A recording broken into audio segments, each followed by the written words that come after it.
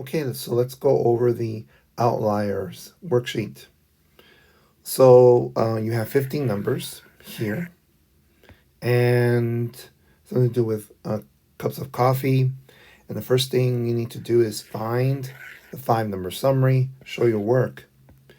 Note that the data set is not in order, so that's the first thing you need to do. And with your TI 83, 84, or your software, those numbers, you can put these numbers in the list and it will put them in order if you want. To find that, just go to find how to do that, go to our website and you'll be able to find a video on that, or just go on YouTube. Okay, so 5 number summary. As you can see, the median is 17. Thus, this piece over here is what we need to look at so that we can find Q1, and Q1 is 16. And this piece over here is how we're going to find Q3, which is 18. You have your min and you have your max. And so there's your 5 number summary, which you need to write.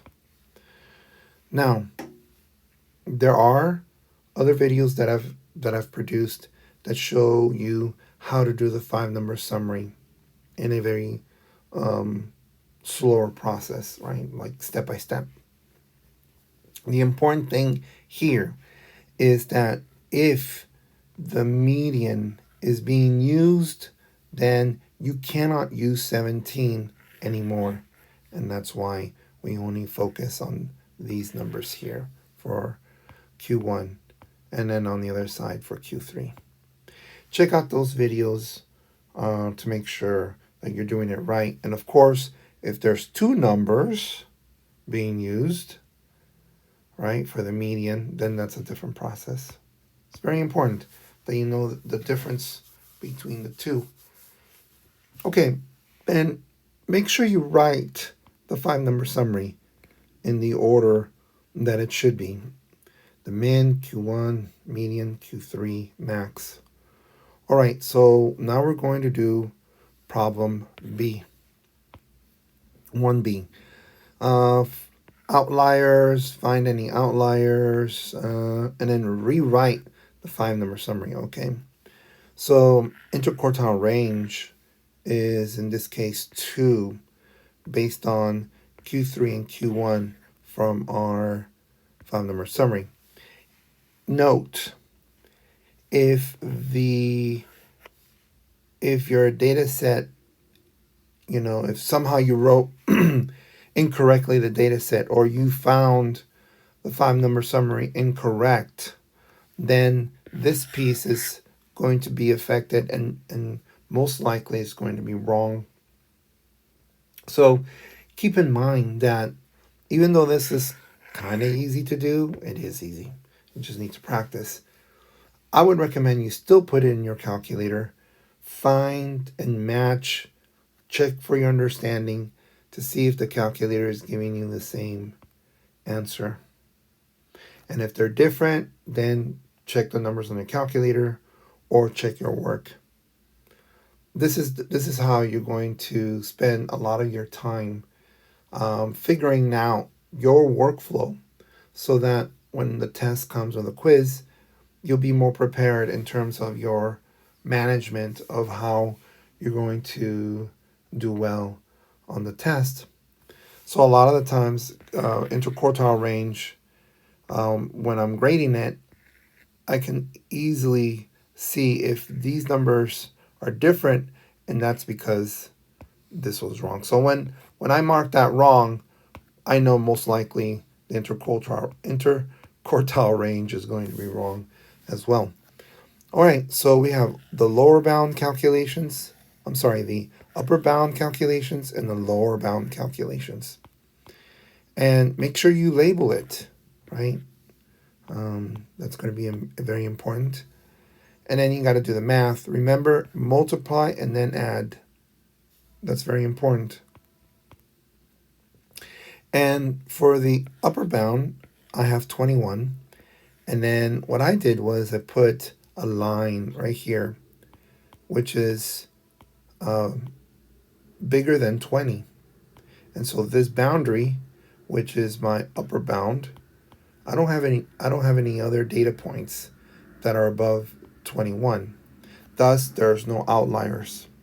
And then for the lower bound, which is 13, I put a boundary here, and I can see that 5 is a outlier.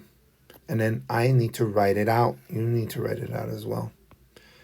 Now, when you find the upper bound and the lower bound, a lot of the times, not a lot of times, a few people do not really look at the data set.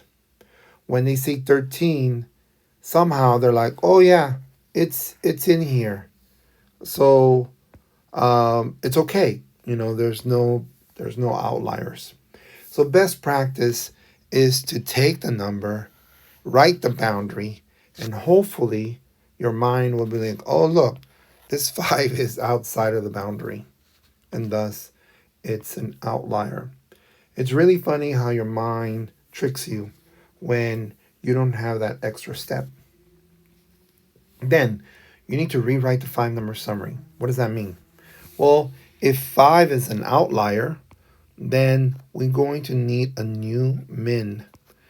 And the new minimum is 15 based on the data set, right? The new minimum is not 13 because 13 is the boundary, but it's not part of the original data. Nor is it 6. You might think, well, okay, well, it's not 5, then it's the next number, 6. That's what the minimum is. No. Even if it was 6, it's still, below 13. And 6 is not even in the data set. If 6 was on a data set, then 6 would also be included as an outlier. So that's not going to happen. Then you might say, well, it's 14, right? Because it's above. And so minimum is 14. Well, the problem is there is no 14s, or there aren't any 14s on the data set. So 15 is the one that goes there. So that's important. And then you rewrite the 5 number summary. Note that I'm not rearranging this one, right? This 5 number summary is for this problem. So I'm not going to go back over here and start changing this. Okay. We'll just leave this one alone. And then we'll just rewrite it here. Okay. Now that it's been rewritten, let me give you a couple of things to think about. When you are earning your master's or your thesis or you're doing your dissertation, it's possible that you're going to redo the 5 number summary again based on these numbers. So these values here might be rewritten differently. There might be a different median, just to give you an idea of, that there are different process. There's a different process for different situations. But in this class, if you're like, well, do we need to redo the 5 number summary again? And then that's what it means to rewrite? No. What it means when it's stating rewrite, it means get the next number for the min, but keep everything else. Even though that's not technically correct, all right? But it's going to save us some time and confusion, and it keeps us in line with what we're going to be doing next. Okay, so here's problem number 2, and it says something to do with length of time. It says use calculator to find the 5 number summary. Do you need to use your calculator? No, but it's going to be much easier. Look at the frequency, it's 104. So calculate the 5 number summary. All right, let's do that. So we're going to get the calculator.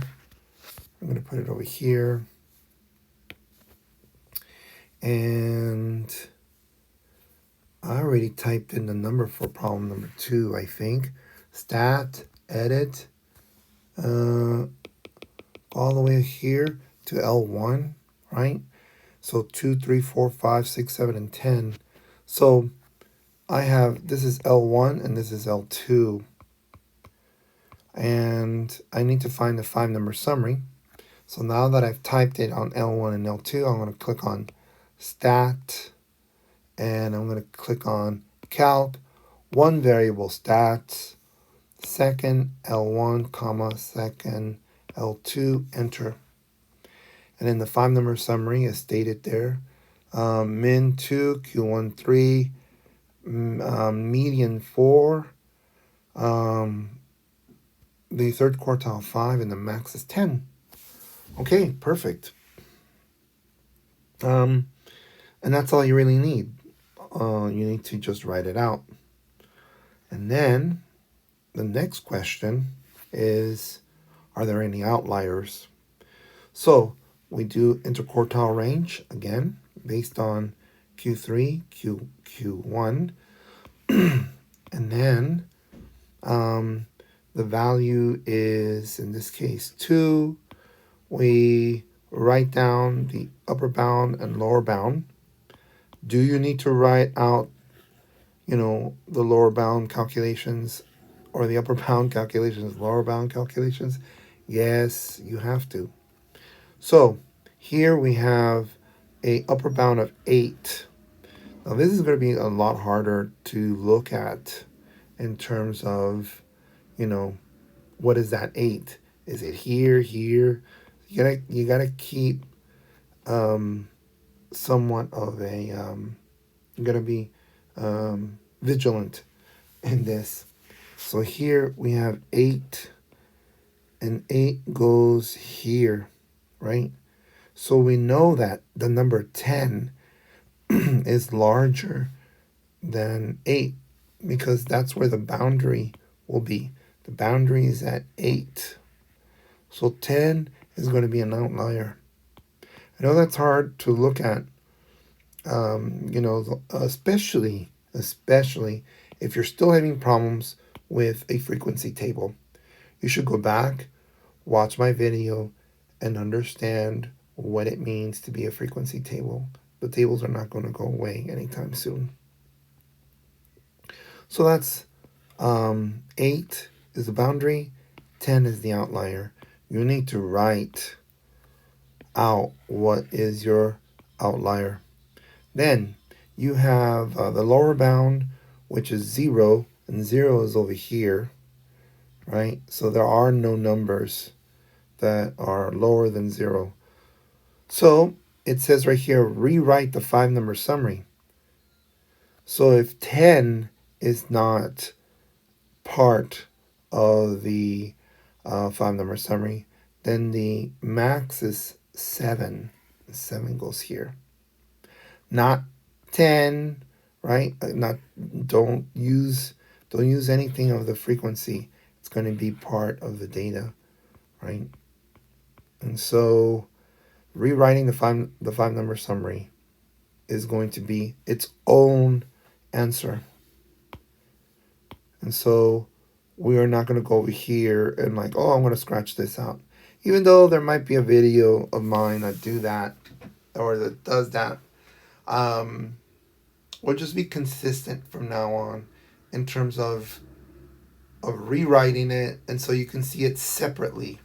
And then there's no confusion in going from one problem to the other. Okay, let's go with problem number 3. It says we have some type of dot plot, something to do with candies in a box. Each data point represents a box. And it says build a frequency table. And it says assume each dot is discrete. Okay. So you can see that it says 17. That's why there's a 17. How many dots do you have? 1. And then 21 is right here, right? That's why 21's there. How many dots do you have? 2. Now you might be thinking, I don't remember dot plots that you spoke during lecture. I did a little bit, but there's a video that I mentioned to everybody to watch it so they can get an idea. But dot plots are pretty straightforward. Um, and then you continue on, right? This is 22, which is over here. How many dots do you have? One, and so forth. Okay, so here is my table. I labeled it. There's frequency, right? And we're done based on the based on a dot plot. Now, use your calculator to find the mean, median, mode. So the mode is pretty straightforward. We don't need to use our calculator. We can just look to see which is the most values that are repeated, and that is 25. Then what I'm going to do is I already put these numbers here for this table. Stat, edit, and I think it's in L3 and L4. Now, if you feel like this is going a little too fast in terms of the calculator, watch those other videos. Take your time. It again, a lot of this has to do with what your workflow is. How do you think? How do you manage this information? We all do math differently, and so you need to take that time to figure out those steps. That's where the hard part is, I think. But okay, that's why when you see something that you don't know, you get frustrated sometimes, and then you're like, well, I don't want to do it anymore. Well, the thing is, you need to put a little more time. It takes time to like keep these things. It's a muscle. Your brain's a muscle, in many ways. Okay, so how we're going to find this mean and median? No problem. This is going to be L3, this is L4. That's the way I put it in the calculator. And so let's find those values. Now that I have it in the table, I'm going to click on Stat, Calc, one variable stats, L3, comma, L4. I got to put that comma. And the mean is 23.6. 23.6. It has a W because it's weighted. You don't have that, that's fine. The W. Then the median is on the second column over here, 24. Yes, 24. Use your calculator to find the 5-number summary. Okay, we already did that. And then we got 17, 22, 24, 25, 20. I've just wrote it out. Now, would you rather do the calculations? Sure, you can do it and practice that way. And if you get these values, then you're good. Remember to write the 5-number summary in order, label your values that you find, right? Don't go like this. Oh, this is 23.6 and 24. That's not good. Just write them out. Okay, then the next piece is determine if there are any outliers and then rewrite it. So we have a 5-number summary. We do our lower bound, and then we do our we do our upper bound and lower bound. Wow. I always say lower bound first. I don't know why I write upper bound first. It's a bad habit, I guess. But it doesn't matter. Upper bound, lower bound. And you labeled it, which is very important. Then as you can see, for the upper bound, you get 29.5. 29.5 is right here. So there are no numbers that are bigger than 29.5, so there's nothing there. And here it's 17.5. So this one on purpose is made this way because if you think, you might say, oh, you know what? 17.5 is over here. So there's nothing above 17.5. But that's not really the case, is it? 17.5 is here. And so 17, right, is below 17.5, which is the boundary. It's a bit tricky, and that's because you got to understand that this is the lower bound. Any number below this value is going to be an outlier. And so 17 is an outlier. And so what we need to do is we need to rewrite the 5-number summary, which you have over here. And because you have rewritten your 5-number summary and you put it in order, right? You can now, before we go there, 17 is an outlier. The next min value is 21, which is here, right? Min is not 17 or 19 or 18 or something, right? It's part of the data set, and that is 21. Okay, now that we have the 5-number summary rewritten, what do we do with that? Well, we can draw a box plot, right? And draw any outliers. Okay, so here we have a min of 21 and then a max of 26. And so I didn't start at 0, right? I started at 17. Not 17, but very close to 17, right? This is 17, 16, 15, 14, right? And so I used the graph, the lines on the graph paper to help me organize this. And I need to draw the outlier. I need to think of the outlier part of the number line. And so 17 is a star, okay? It's not a dot, right? It can be a cross, I guess. It depends on the software that you're using. I've seen crosses or stars that look like this, asterisks, but the thing is, it's not a dot, all right? Because you're using dots over here, that's one thing, but I've never seen dots in a box plot like that. All right, so it's a star, right? And then 21 is going to be your min. Q1 is 22. The median is going to be 24. And then you have the third quartile is 25. And then the max is 26. And I guess, as you can see here, let me see. I'm not liking the way this looks. Let me see, 26, 27, 28.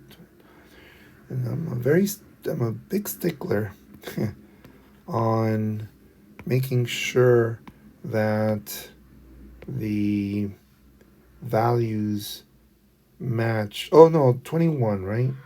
21. Let me see. 17. So the 19, this is 19, 18, 17. Oh, okay, the star's over here. So you gotta be careful in the number line.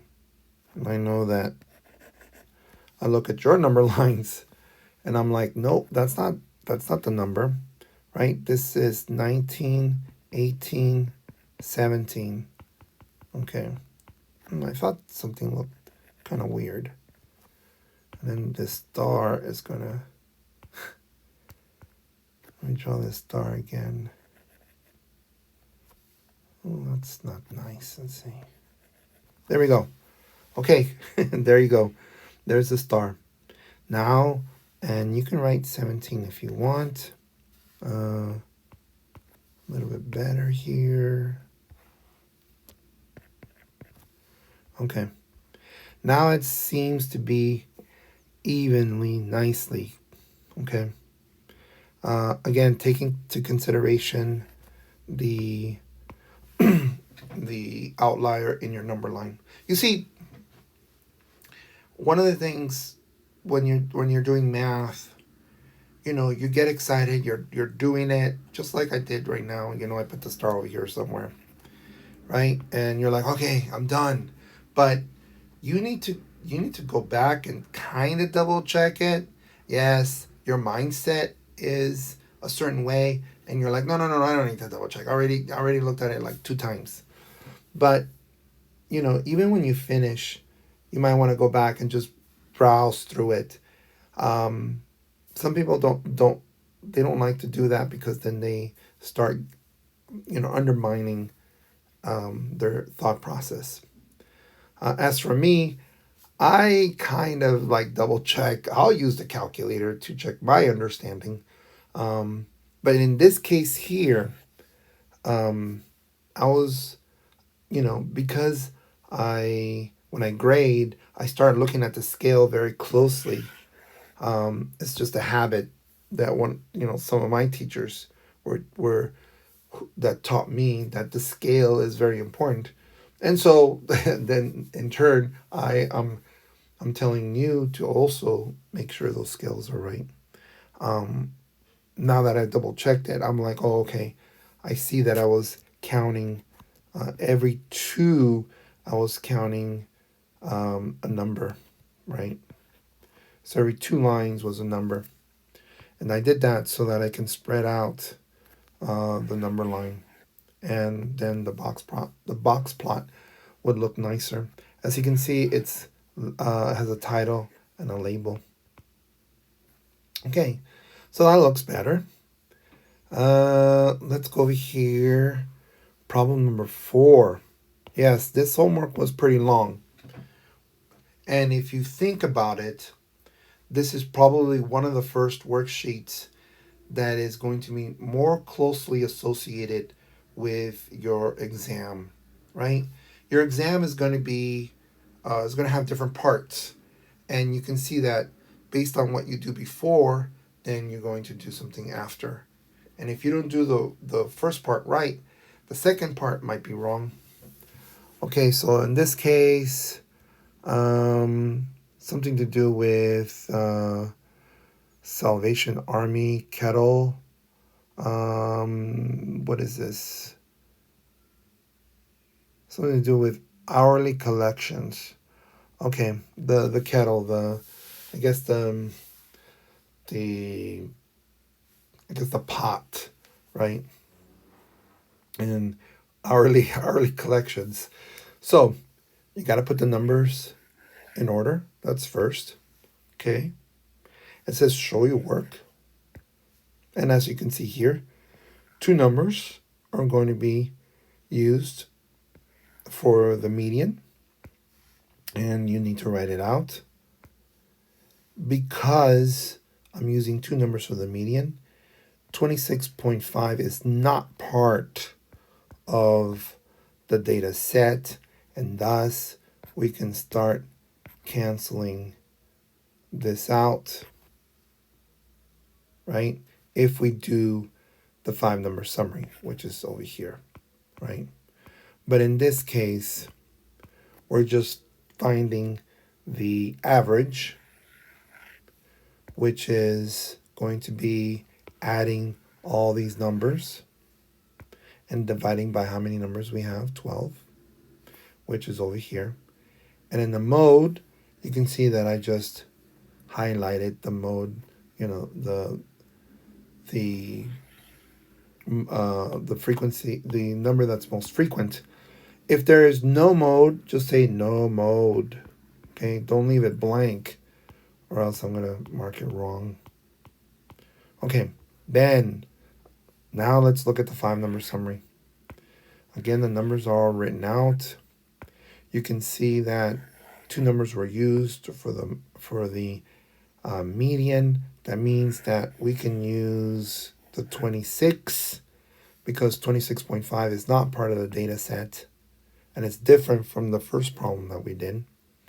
And now we can cancel these out, and then you have left with 2, and thus you need to recalculate those values. And it says show your work, right? Okay. Then you write down the 5-number summary. Let me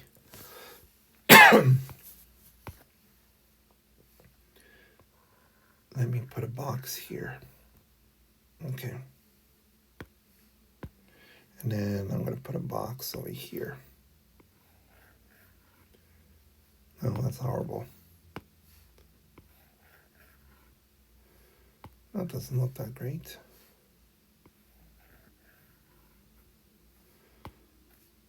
You're like, can he draw a box? I can. There it is.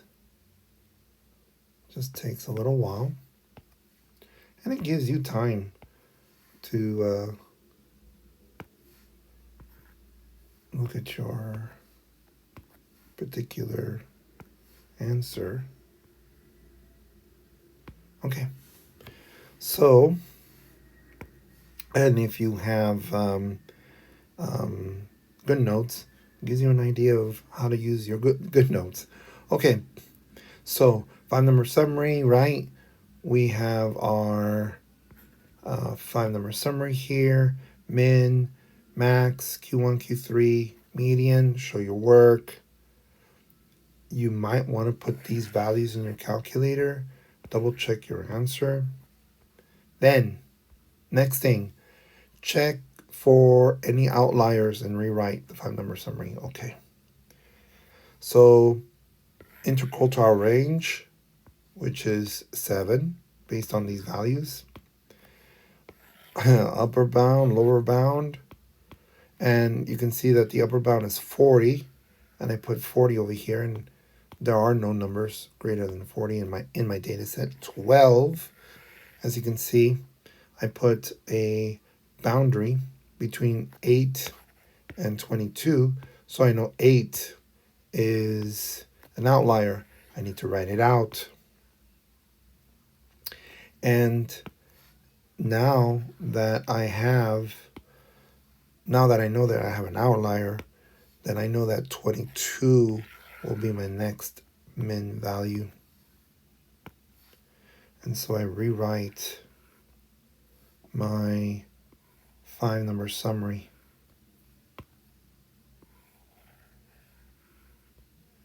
Oh man. There we go. Okay.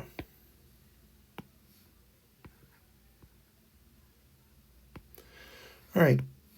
So I have my new 5-number summary, and I put it in the correct order. Now I need to check for skewedness. And so you got to watch the video on skewedness.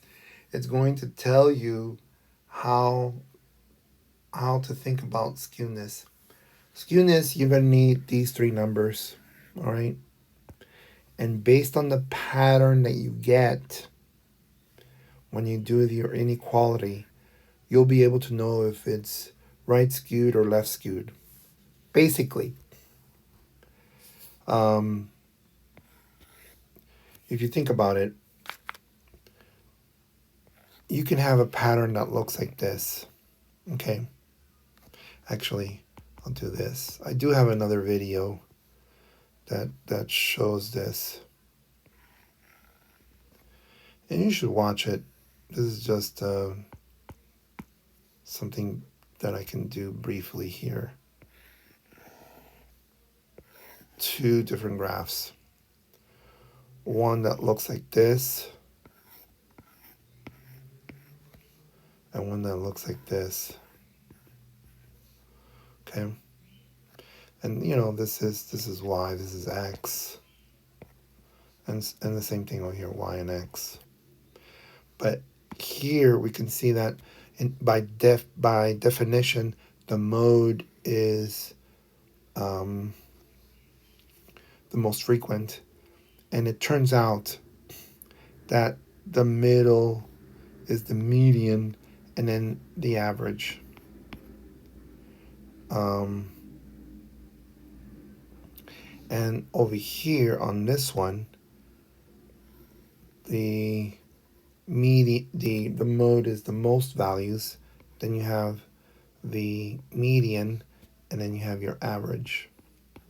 Now these are just patterns. What type of patterns?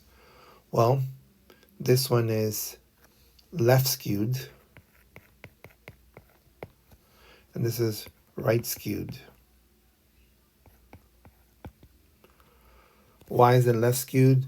Because it's being crushed, right? You originally might have had a graph that looks like this, but then you crush or you press on one side on the left side, and thus you have this skewness.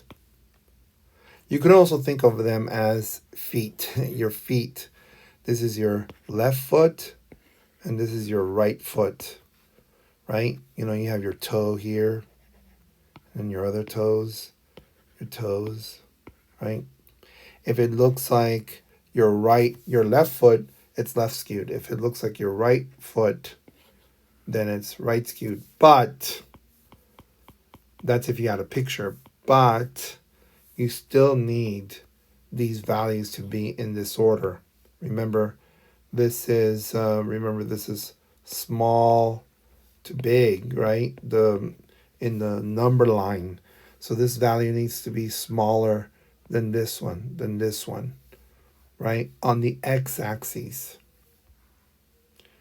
And so you need to watch the video, okay? These patterns here are specific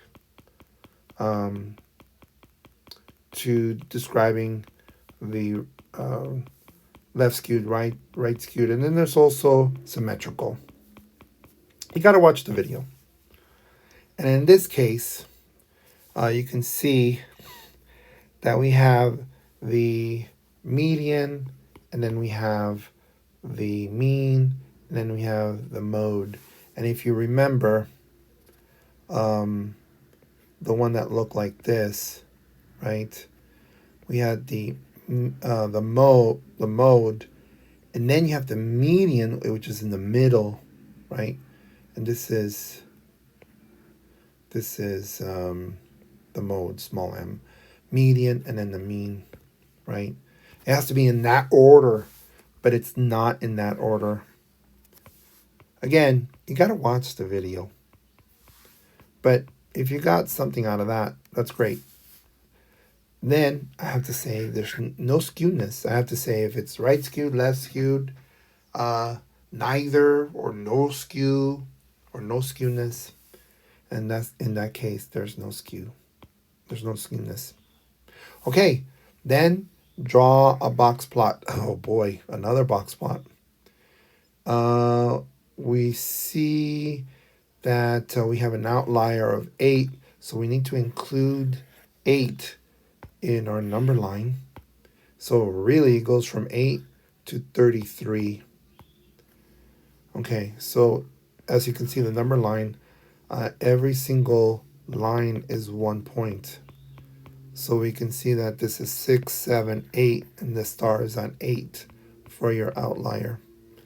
And then at 22 is when the box plot starts, right? This is the min, this is Q1, the median, Q3, and max. Okay. And you draw the box. Remember, it's floating in the air.